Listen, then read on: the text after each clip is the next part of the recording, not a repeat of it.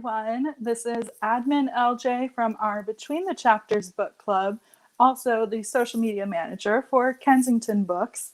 And I'm so excited to have everyone joining us today for our panel on diversity in historical fiction. We are going to be joined by two incredible authors, Denny S. Bryce, author of Wild Women and the Blues, and Vanessa Riley, author of An Earl, the Girl, and a Toddler. And I'm also going to be joined by my co-moderator, also from the Kensington Publishing team, Michelle Ado. And I think this is going to be a really incredible conversation. I'm so excited to have you all join me. A little bit of housekeeping before we get started with the fun. Please join us in the comments down below underneath this video. I will be hanging out with you the entire hour, chatting, enjoying the conversations, and I will be sharing some of your conversations and some of your questions with the authors during the hour. At the end of our chat, at about the 45-minute mark, we will take a couple of reader questions, so be sure to drop yours down in the comments. And as an added bonus, everyone who's joining in that conversation in the chat comments will be entered to win a series of flash giveaways. We're going to have one at about the midway point, and then at the very end of the chat, we will also be having a giveaway. And I will be announcing those down in the comments. So make sure you're taking part in that conversation. So just a quick note, our authors joining us today, like I said. First up, we have Denny S. Bryce. She is an award-winning author and a 3-time RWA Golden Heart finalist. She has written for NPR Books and Frolic Media, and she's a former professional dancer and a public relations professional who has spent over 2 decades running her own marketing event and management firm. And then we also have Vanessa Riley. Vanessa Riley is fascinated by Regency and early Victorian eras, and while making time for Renaissance fairs, period novels, and films, she was also obtaining her PhD in mechanical engineering from Stanford University. So I'm so excited to have both of them joining us today. Please help give a warm welcome to all of our panelists.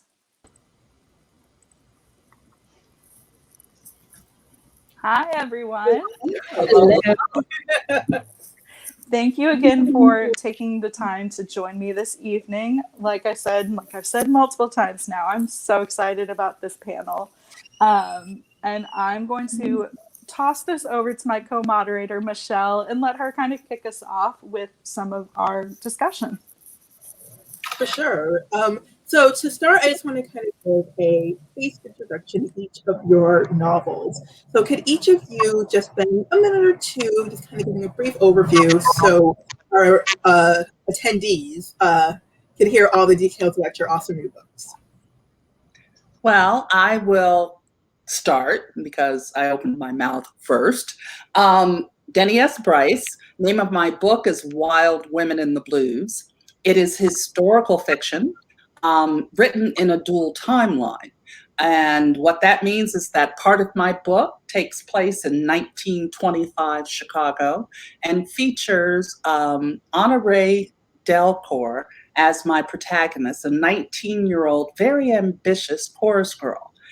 In 2015, Sawyer Hayes is a grieving young film student seeking to find a way to just grab onto something. He wants to fix the things that are wrong in his life, and he feels the best way of accomplishing that is to get something done. So he finds some information in the attic of his grandmother's house, and then he travels to Chicago. And who does he run into in a senior living facility but 110-year-old Honorée Delcourt? So that's a nice enough setup. I think I'll stop there. How about you, Vanessa? This is An Earl, the Girl, and a Toddler, which famously followed A Duke, the Lady, and the Baby.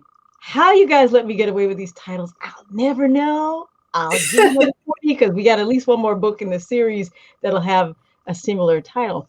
As we last left The Widow's Grace, the secret society in Regency, London, where they try and help downtrodden widows, because during that time frame, if your late husband's family didn't like you, there was questions of finances, they could be very, very cruel to you. They could take your dower, which was based on your dowry, which is money that's supposed to be paid to you to help you with your living. They could not administer that. They could take custody of your children. You could be tied up in the court of chancery forever. And so the Widow's Grace is a secret society led by Lady Shrewsbury to go and right these wrongs. And in book 1, we met Jamina St. Mar. Jamina St. Mar is a passionate young woman, but she has absolutely no memories beyond 2 years. And those 2 years that she remembers are in Bedlam, where she happens to meet her best friend, because where else do you meet your best friend but Bedlam?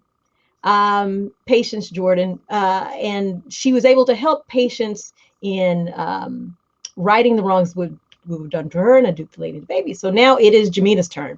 She wants to know who she is. She's been granted a fortune. She doesn't even know why she has this fortune. She wants to know. And she's having these nightmares of something that happened. She was rescued from Bedlam by by Daniel Thackeray, who is now Lord Ashbrook. We once again meet Daniel in book 1. He's a reserve barrister. He's a single dad. And he's just trying to hold it together. His aunt can get thrown in jail. This woman raised him. He doesn't want her to go to jail. He's trying to get her to stop because the antics are getting more and more, because the women are breaking into things. They're taking papers. They're going all these different places that could end up putting them in prison, which is worse than Bedlam in some cases. Isn't Bedlam another name for an insane asylum? Of course. Okay. Just making sure everybody knows. That's where the actual word comes from. Bethlehem Hospital.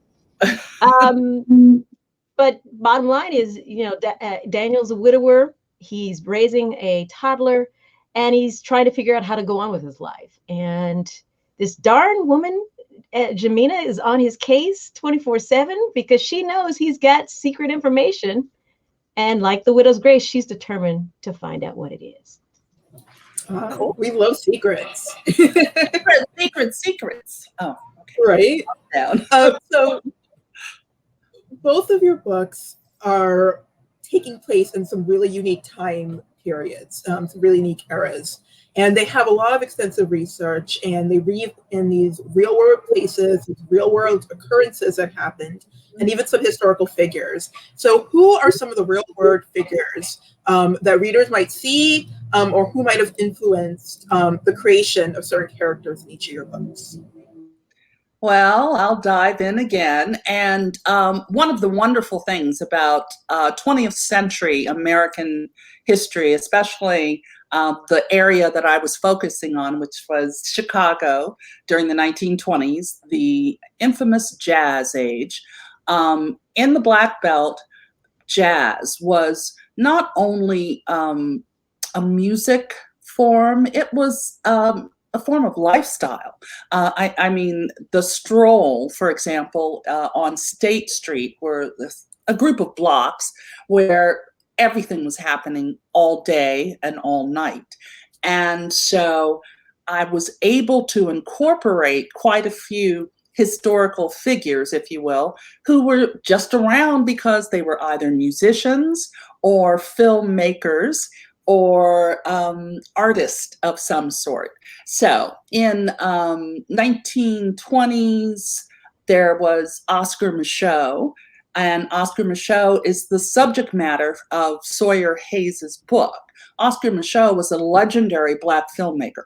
He was revolutionary in a way with what he was doing when he was doing it. He was not the first Black filmmaker, but he was one of the most prolific. He wrote books that he turned into films and produced and directed, and he did something that they called race films. Why were they significant?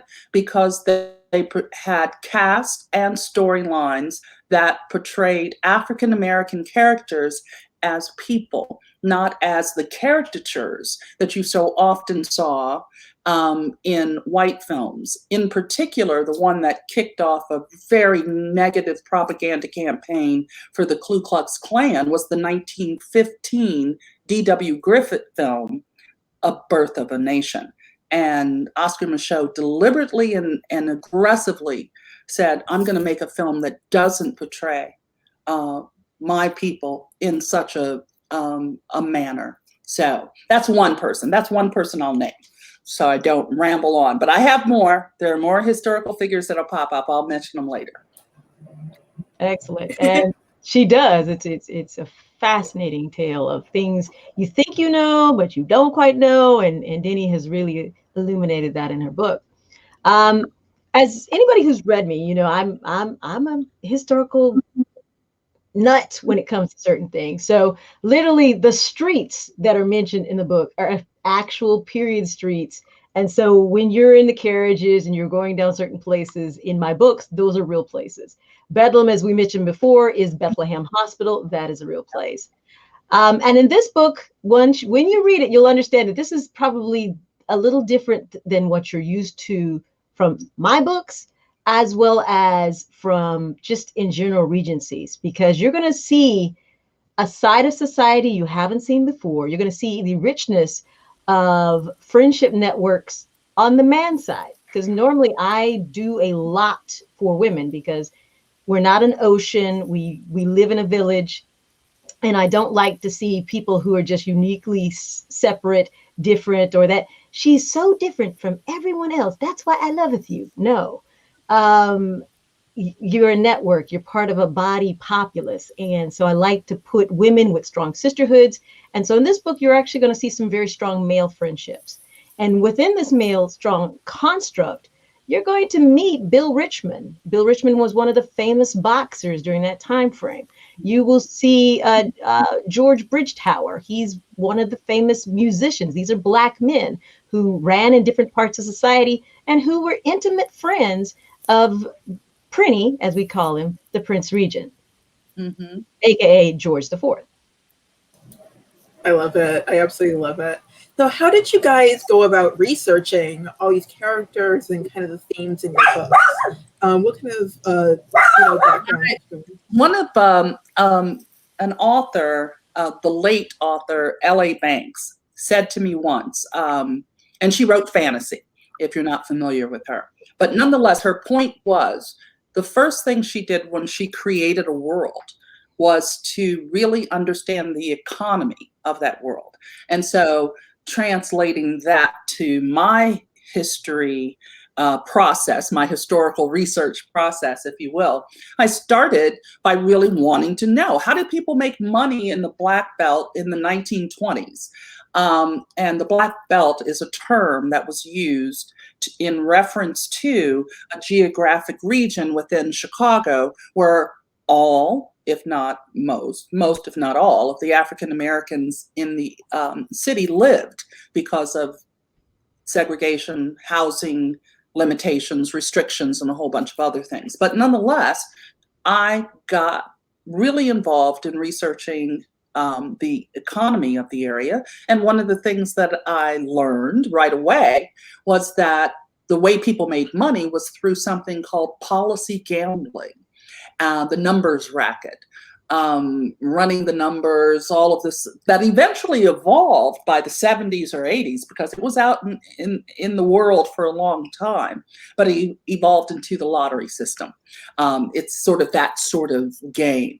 So banks were built in the Black Belt, financing hotels and motels and nightclubs and all of this. First step, economy. Then I spent a lot of time at the Harold Washington Library in Chicago, meeting and working with archivists, and also with the Library of Congress, a fabulous group of librarians and archivists who really helped me navigate the wealth of information that they had at their fingertips in terms of the collections that were available, as well as one of my favorite spots. Vanessa mentioned having the street names and all of that, but the maps from that time period are just rich with information, just in terms of how they named the neighborhoods. In Chicago, the neighborhoods were named based on the ethnicity of the people who lived there. Right on the map, city map. Wow. Yeah, very interesting stuff. So I can go on and on. That's why I have to stop myself and say, okay. I love the tax dollars at work. right? I wonder if the tax dollars at work. This is this section of town. This is this. You know. Yes, Very much like Denny, I'm an immersive person, but I'm also a pack rat collector. And what I mean by that is I collect research books. So I have books upon books upon books. So when I talk about the streets, I have books upon books of the streets, because oftentimes you have to cross coordinate, because there'll be shifts in time, or this was a proposed drawing, but was never actually done. And you have to do a lot of that kind of cross-referencing. The other thing is, from my engineering days, there were two very, very important questions. And this was from all of my projects, whether I was working on lasers or car design or whatever. How and why? How does something work? And why would it go in that sort of manner? And so when you think about how people are dressed, well, you just don't want to know, this is the style, but why are they choosing those lines? Why are they choosing certain fabrics? Where are they getting this fabric from? How are they buying it? Because that'll tell you so much, like Denny said, that these different areas where people lived, that tells you what they have access to. They tells you what type of weather they're having. It just so many different questions that you need to answer. And by the time you get to the end of that, you have a 90,000 word novel. Sometimes. Is that an exact number? Sometimes you have 170,000 word novel. Yeah. And then sometimes you got to go back and take out about 75,000 words, because your editor will be like, what are you doing? What's happening? I know it's fascinating, Vanessa, but really no. Oh my God. I think you can tell your editor that we all want all of those words. I would read them. Sometimes you would, sometimes you wouldn't. Because it can go, the rabbit hole is real. I think that if you talk to more and more historical fiction authors, regardless of which genre under the historical fiction umbrella that they write in, the rabbit hole is someplace you just go in and you sink, and you may come up for air or not. One of the other advantages that I feel I had with my story, as being a former dancer, even though it was a few years ago, I was able to bring back to the front of my mind some of those fabulous things about the dance world that just stick with you. What it's like to be in the quote unquote dressing room, what the competition, there is competition, because I used to dance with dance companies, and we travel all over the US and do shows for extensive lengths of time. So that experience I was able to draw from and put some of that flavor, if you will, into the scenes with the chorus girl and the chorus girls, and just the dance numbers, what it felt like to be on stage. And one thing that I mentioned recently about the different types of performers that you'll see are performers who sort of block off the front of the stage. They're in their own world as they perform. On the other end of that are performers who embrace the audience and must have those moments extend beyond the footlights, if you will. So yes, that sort of stuff. I'm talking again, so I have to stop. If you find a really cool fact, write that down. You'll never find it again, because you'll never fall down that exact same rabbit hole again. I could have done if I had just kept it right here. Speaking, this is gospel. I'm telling you, because she warned me. Vanessa has warned me many a time, because I am the newbie in the historical realm of fiction, even though I've been messing around with this book. Baby. A baby. I have my first debut novel out in the world, and I think Vanessa is celebrating number 24 or 25. She's a seasoned pro. And I don't have the other one. I have this one. I'm sorry. I've got it. No. This is Denny moment, because she was talking about her baby. Yes. I want to celebrate Denny's baby. We're so excited. Baby. Thank you. It is very exciting and it's very thrilling, but it's also, Vanessa's been a tremendous support system all by herself, a whole system, I'm telling you, because she's so generous with information and with ideas on ways to solve big problems, little problems, marketing questions, just so much information. So publicly, I'll thank her. Privately, I'll just yell at her some more and say, please help me, help me. Well, you are wonder. I've been waiting. I feel like I've been waiting for this book for a minute, Denny. Now I'll get on your case because I've been waiting for this book forever. And it's like, it feels like I started working on this book in 2015. And actually, it won a contest in 2015. People have asked me how Julia Quinn and I connected.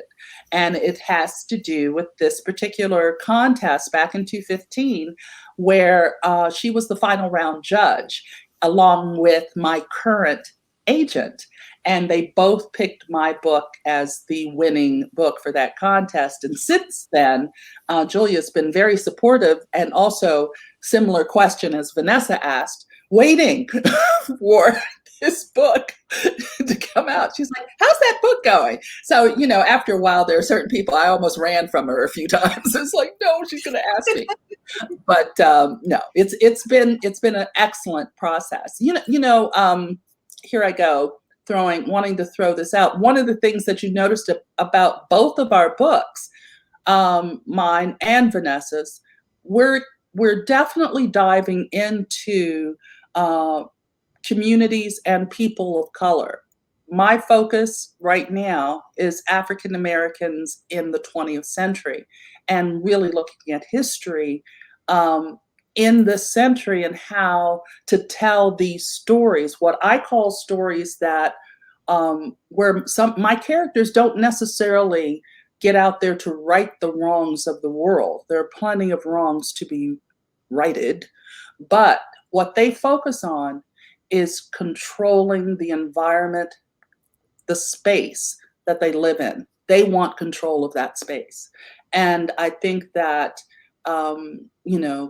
having protagonists, being able to have such a receptiveness from readers with African-American characters or Black characters in the forefront of storytelling, own voices stories is very exciting for me to have that opportunity. For real. And I mean, Vanessa, your story also, what added perspective do you think that the story that you're telling is really bringing to the landscape of historical romance? Mm-hmm. Well, one, as similar to what Denny's saying, is showing that we exist. When you pick up a historical romance, there are certain areas in which people automatically want to encapsulate the Black experience. It's always set typically in the United States. It's typically set around 1865 because the narrative is very exclusive to that, or that's the perception of the marketplace. But when you look at the diaspora, it is wide, it is deep. When you go to the West Indies, when you go to Africa, you go to Asia, the people of color are always a part of the landscape. We did not just exist in Africa as kings and queens in the BC and then get into a spaceship and then get dropped back into the United States in 1865. No, there are so many different stories. And part of the privilege that I have is being able to tell stories about hidden history, people that did things that you just wouldn't believe. It's against a lot of the dogma that you've been trained to believe. And it's very exciting, with this series with Rogues and Remarkable Women, showing the way women of color actually came to England, Scotland, and Ireland for education. When Jane Austen's very last book, Sanditon, the wealthiest woman is a woman named Miss Lamb. Many people thought that this is just, Jane, wild hair, too much tea or something, and she just came up with this. No, it's what she's a contemporary author. She's writing what she's seeing. And so all these women have been erased from history. And so it's my pleasure to try and bring their stories, bring their forefront. and show once again that love survives. Because Absolutely. it is. Yeah. I'm going to pick a little bit with the word hidden histories, because as you were talking, I was thinking, in a way, those histories are not so much hidden, but were ignored. And Girl, they hidden because I got to go through too much stuff to dig up these facts. I'm telling you, they put too much hidden, in. but the people who were writing those histories were ignoring the role and the contributions and the existence of people of color, of Black people, of African American people. That's why I could not find a diary. I wanted a diary by someone from the 1920s. And there may be one out there, but I hunted. I was just on a serious search. And for an African American woman whose words were on the page from that time period, and couldn't find it. While you go into another area and they're stacked this high. So it's yes, you can say hidden, and I do agree with the word, but I also feel that part of the reason those histories were hidden is because people were not acknowledging that those stories at the time were a part of the fabric of our country, of the world. It's not just America's story, it's a worldwide story. And that's why I'm so excited every time Miss Vanessa come up with another book idea, and we fight over our island background. She's in this Trinidadian thing. Jamaicans rule, babe. I love you Jamaicans because there's Jamaicans in this book. You know? Oh, okay. So we're good. Good. Jamina is from Jamaica. That's the only piece of her history we know at this moment. She is from Jamaica. Yes. So at this moment. At this moment. So kind of connected to this idea of hidden histories or unhidden histories, concealed in other ways. Both of your stories have a lot of, I guess you could say, twists. I don't want to talk too much about that because that could, spoil some things. Although happily ever afters are always happily ever afters. Vanessa. However, yes, there are twists and turns that are integrated into both of your stories of various sorts. Does the fact that these are historical novels that center around members of the African diaspora in various places in various times that are, in the past, in which these characters may be facing social difficulties of various sorts, play into how you develop the idea for these twists and turns and how they ended up being carried out in the story? How did that kind of play together as you developed those ideas? Some of another lesson learned from Miss Riley is to take a strong look at your histories, your key dates, your the things that happened that you can document as you're looking and developing that early process of learning about the time period. There were some significant twists, if you will, in my story that were prompted by historical fact. I can say one, because I won't say what happened, but there was a snowstorm on Christmas Eve in 1925 that was front page news on the Chicago Tribune because more than 100 fires were set. And that's all I can say about that. But that was a fact. And that helped, and I took that fact and used it to prompt a moment in the story. So there are a number of those things that can occur. Alberta Hunter, and I'll tell the Alberta Hunter story if I must, but I met her when she was in her 80s and making a comeback at a nightclub that I worked at as a waitress. So, and this is in New York when I was doing my New York stint. But Alberta Hunter and Lil Hardin Armstrong were best buds. And I have photographs and and their friendship lasted decades. So I grabbed a hold of that for a couple of moments in the story. Just for a couple of quick examples of how facts and history can help you plot. Yeah. For me, I go back to my how and why. There in this book, this is the hero, and Earl is a Black man. He's not. He is biracial, but he's a Black man. To make that distinction, and his experiences have been centered as a Black man, trying to be a part of the court system. He is a favorite of Prinny. So, side note, the Prince Regent gets a lot of schlock in all the Regency books, right? He's a drunkard, he's a womanizer. The actual Prince Regent was a womanizer and a drunkard.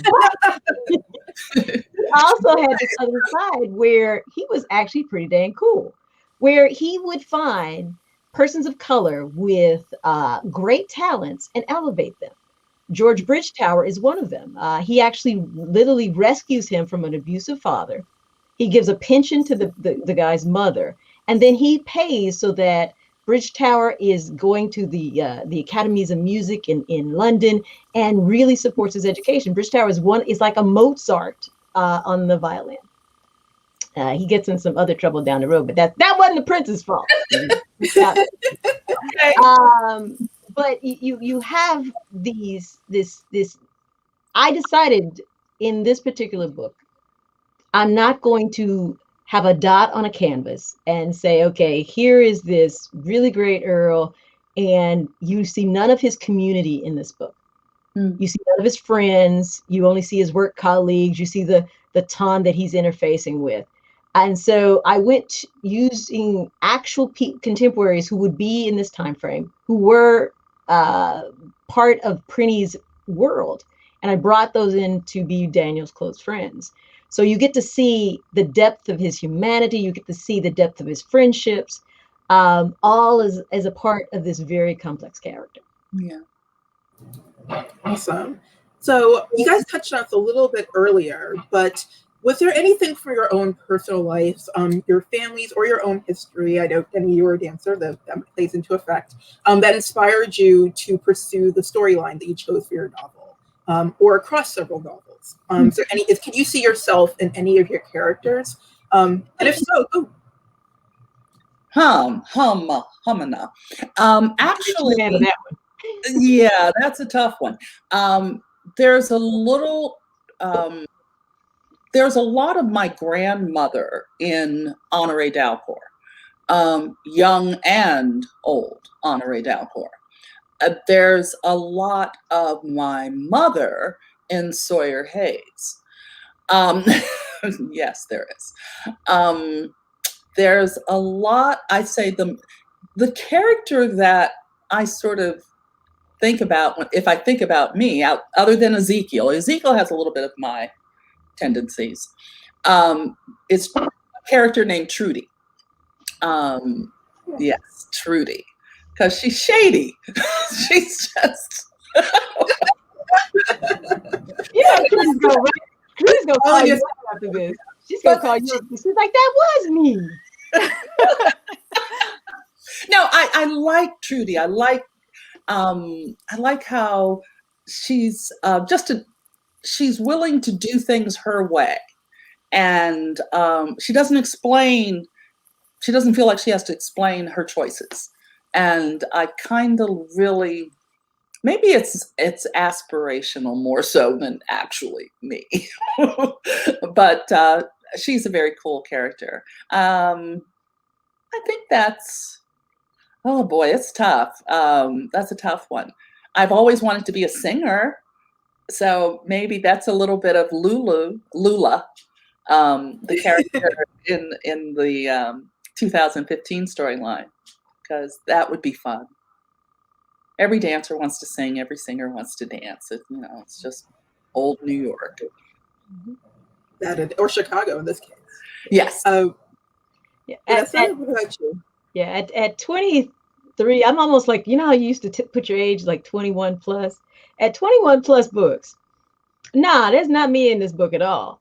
However, that was book number 4 and number 5, and now we got to go back. Yeah, but in this book, I actually dedicated this book to my brothers, to my nephew, because all of the characteristics, the way Daniel is as a father, that is my brother Mark. The way that the humor is my brother Gerald. Some of the just the things that the way his thinking is my brother Christopher. So I put my brothers in this book and embodied their characteristics in Daniel. Cool. I didn't know that. Mm-hmm. I like learning new things. Yep. That's super cool. Thank you. No, I didn't put any. I was there. But Denny, you also remember I got my beautiful edits back last May, and we had just had Ahmaud Arbery. We had just everybody was watching the George Floyd video, and it was so heavy to just make the humanity of Daniel's character so crystal clear. Exactly. That's part of the emphasis, because there aren't enough Black heroes in historical romance, particularly in the Regency. Probably very, very few in the Regency. And I just wanted to give you guys the best example of the men I see every day. Well, not every day because of COVID, but y'all know what I mean, right? Yes. Zoom and stuff like that. Well, let's actually talk about that a bit more. Not COVID, but humanity.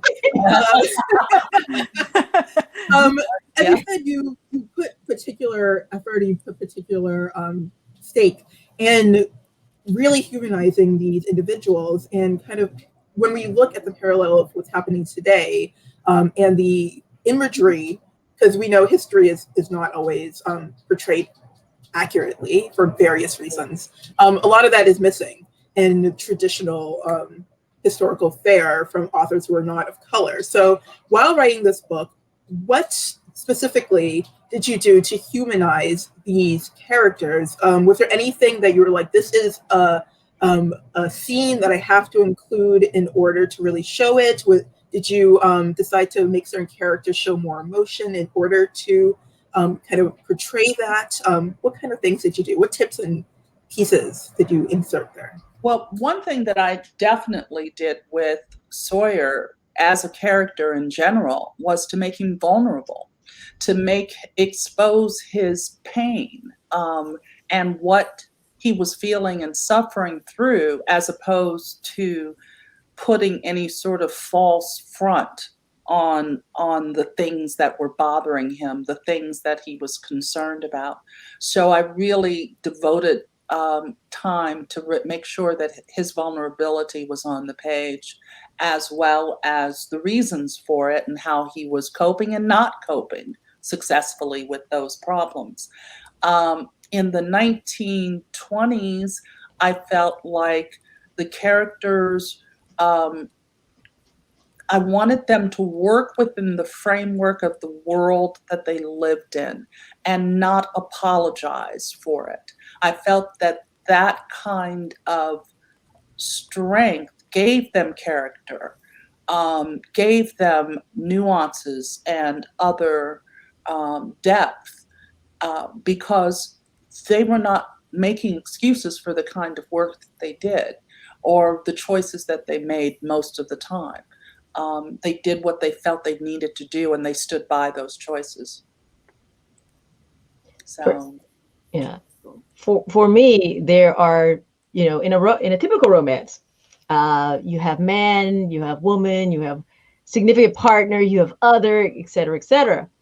There are often in my books several romances going on, and one of the romances you see is this man and his daughter. Not in that kind of way, guys. But Daniel is totally, Hope has him wrapped around her finger.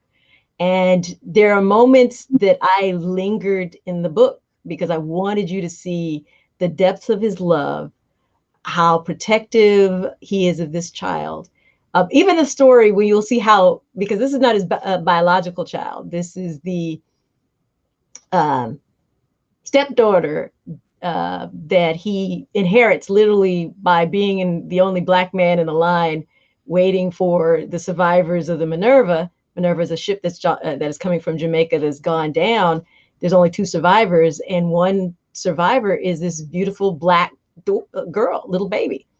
And he's the only Black man in line. So they give him the baby because they assume that you obviously must be, this is who you're coming for. And Daniel knows that if he doesn't accept this child in this very moment, that the child could be sent to a brothel, because that's what happened.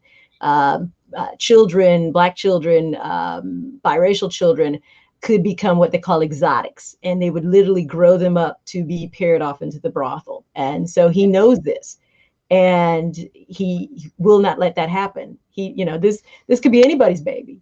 Mm-hmm. But he knows what will the future of what this child could possibly happen. So he adopts the child and raises the baby, and he's just a wonderful father. So there's moments in the book where you see that. The other part of this is there's a moment in the book that if Daniel were a typical Earl, he could laugh off the situation and there would be no repercussions. But he's not a typical Earl. He brings his humanity on his skin, in his face. And so there's a moment in the book where that's tested. And he is well, you'll have to read it to find out the resolution. But let's be careful. There's a point where if he had been anybody else, it wouldn't have been a thing. But because of who he is and what he represents, it was everything. Mm-hmm. It was everything. So you've talked a bit about your books that you have now. They're available to everybody in the audience if you could buy them now. Are there any other time periods or other settings within the time period of your book that you would love to see more stories about, or that you're working on for a future book? If we could get the background info here.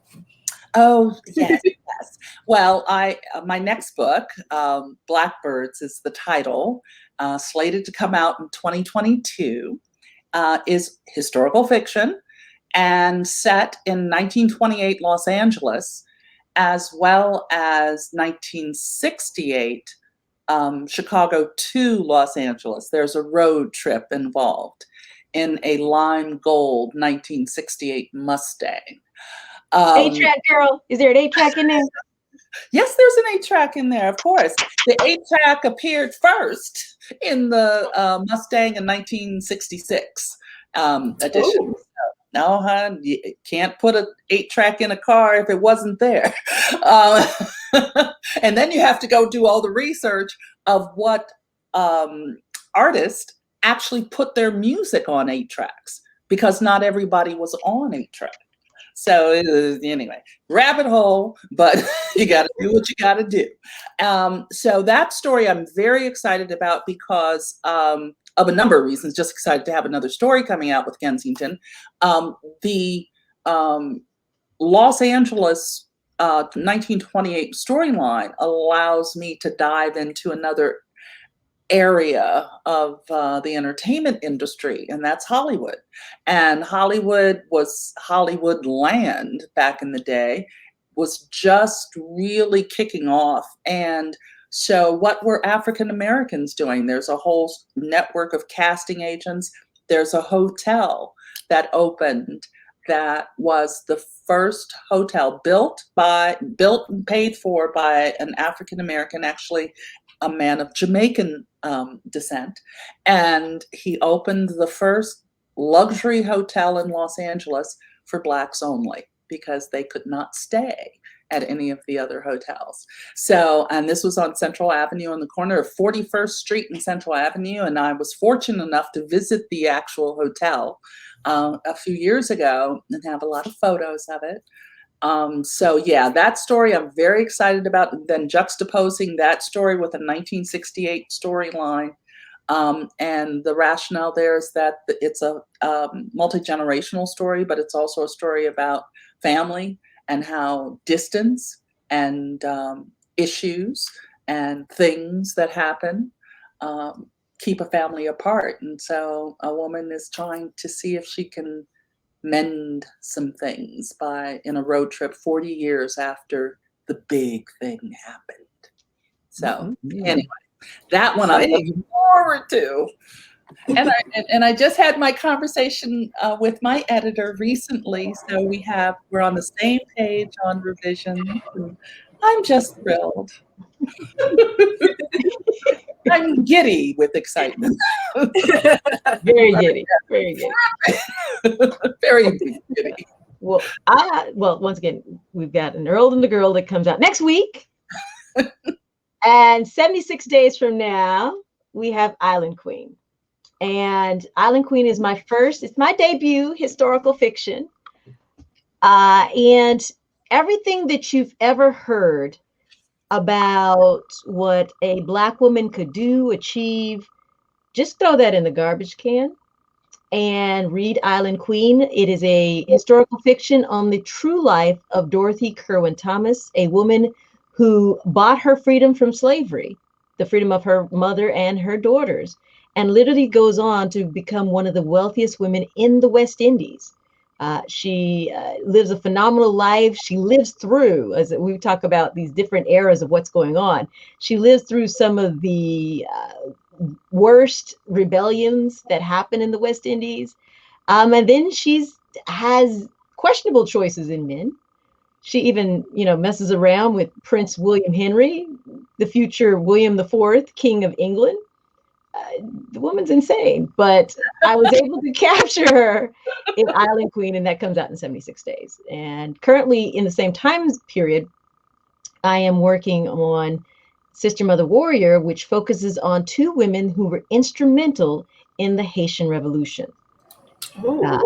So I'm excited about that. So we have Mary Claire, who was the healer, literally goes out in the middle of a battlefield, wouldn't have been me, middle of the battlefield to feed the hungry and bandage up the soldiers in the middle of a war. And they stop for her to do this. And I'm like, that's yes.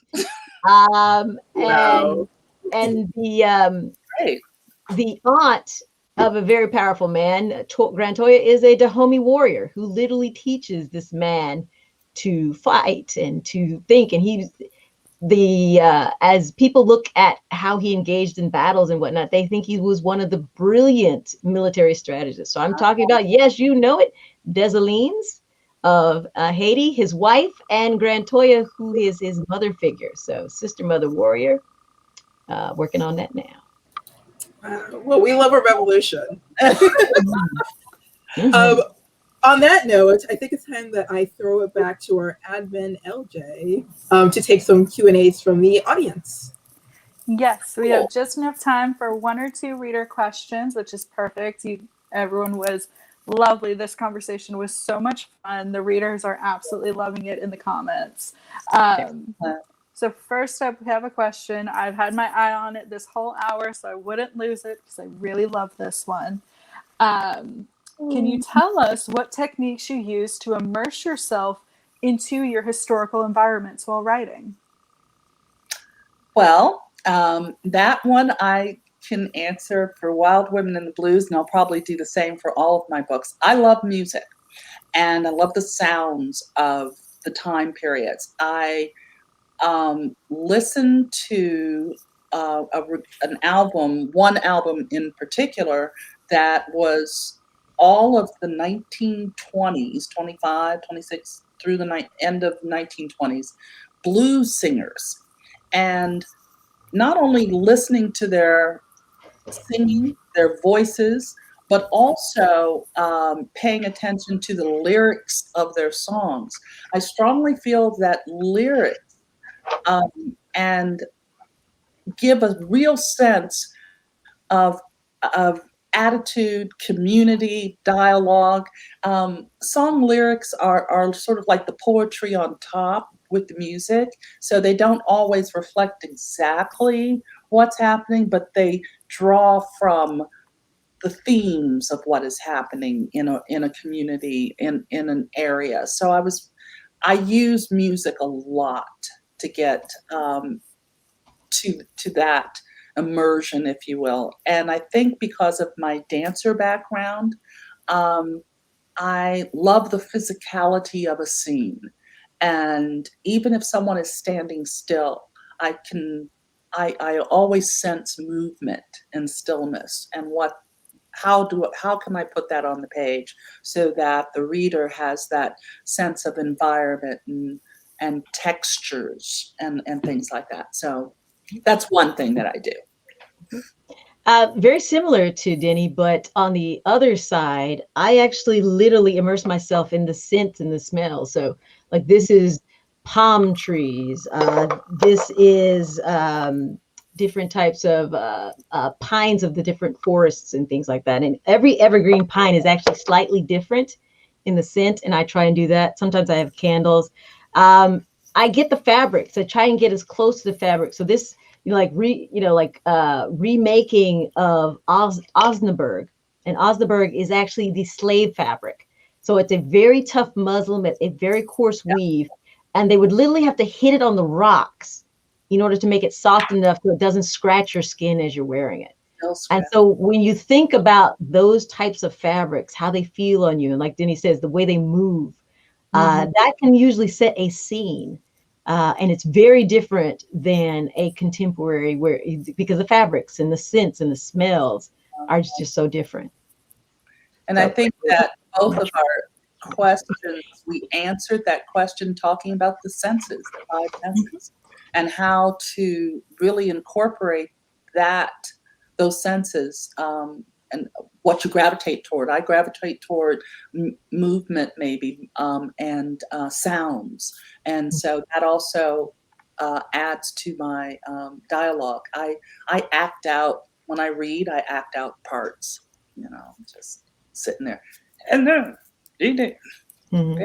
very psychotic. Yeah, I love both of those answers. And I will say for readers, especially since you haven't gotten the chance to read Vanessa's book just yet, but I can reassure you that all of that definitely comes through. Both the music of Denny's work and the smells and the sights really come across in Vanessa's. Like, you really feel all of that while reading. It's incredible. So you can definitely tell that comes through your writing.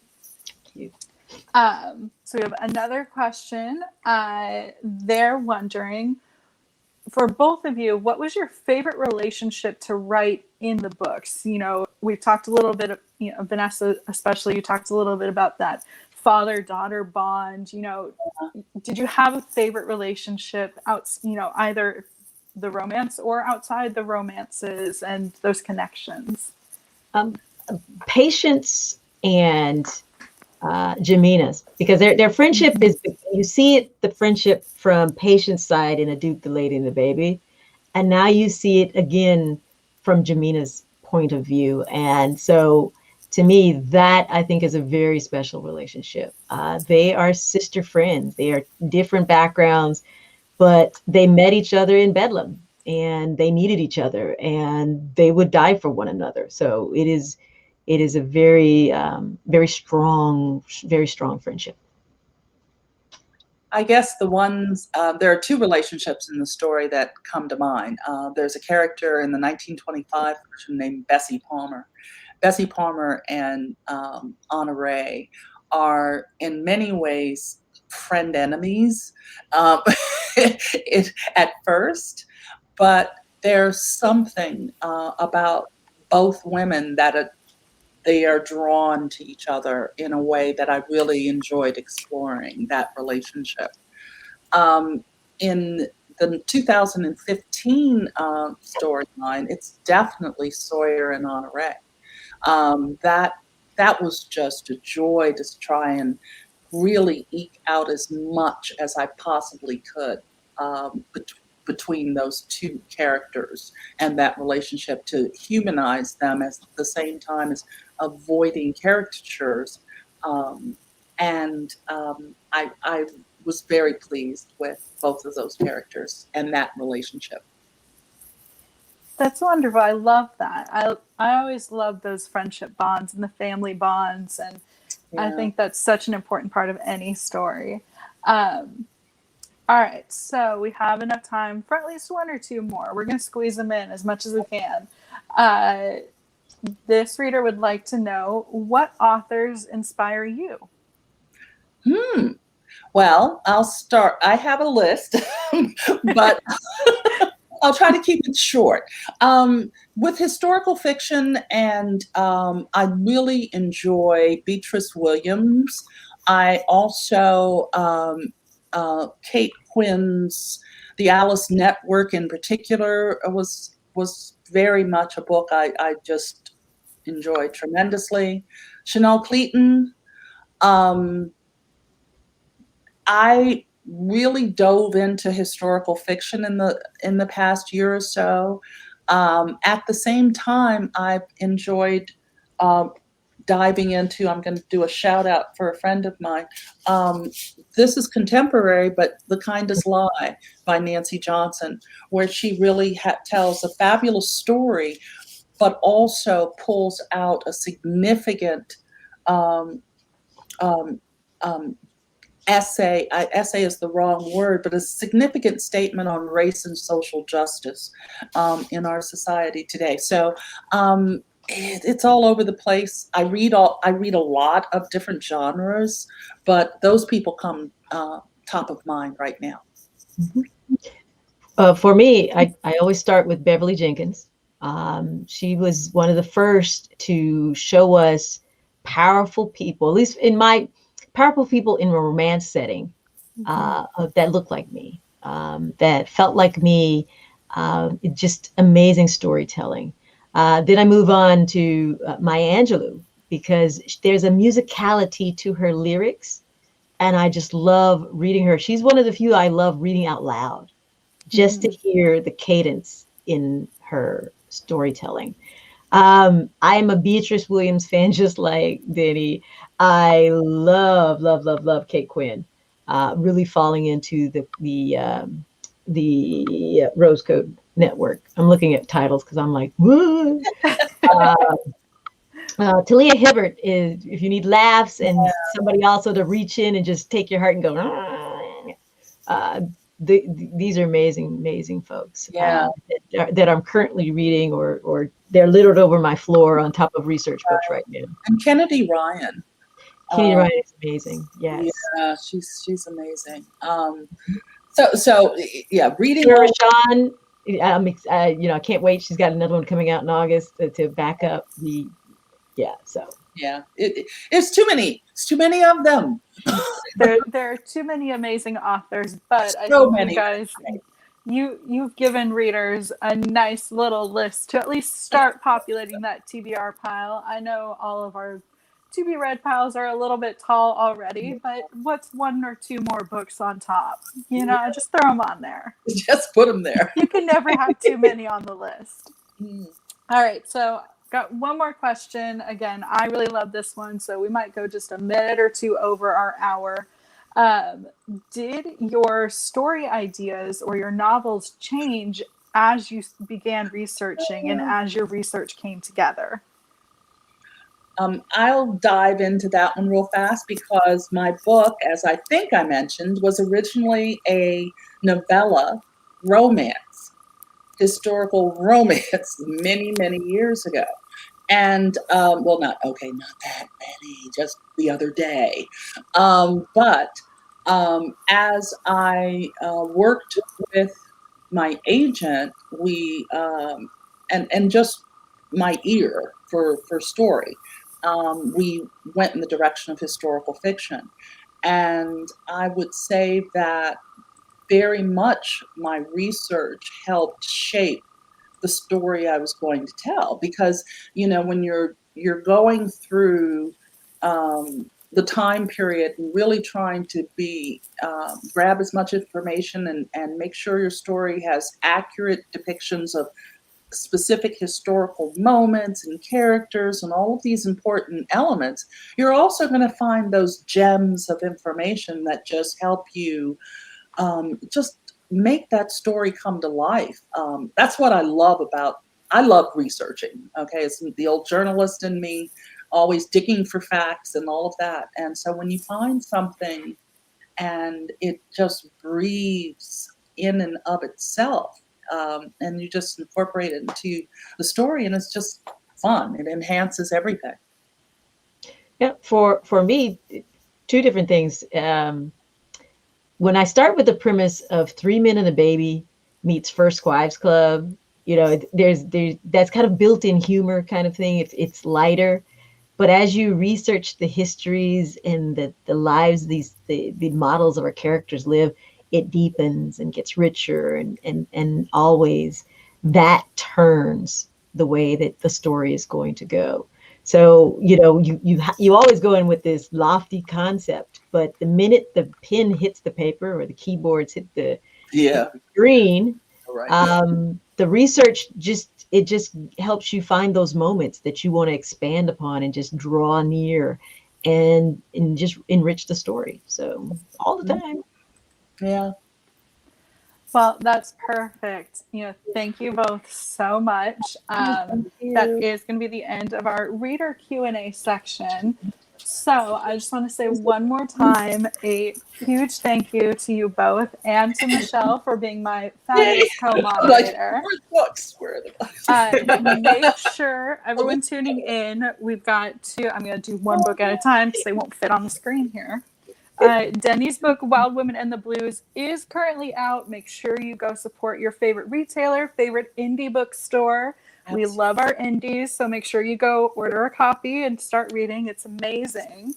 And then once you're ready for a little historical romance, some happily ever after, and some beautiful father-daughter bonding, make sure you go pick up Vanessa Riley's An Earl, the Girl, and a Toddler, which, as we've said, is out next week.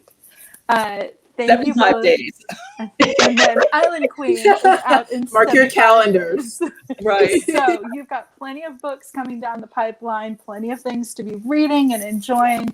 And we hope that all of our readers will share their thoughts and share their reviews with us online and come chat with us about them in our Between the Chapters book club. So thank you all again so much for joining us. Thank you, ladies. This was amazing.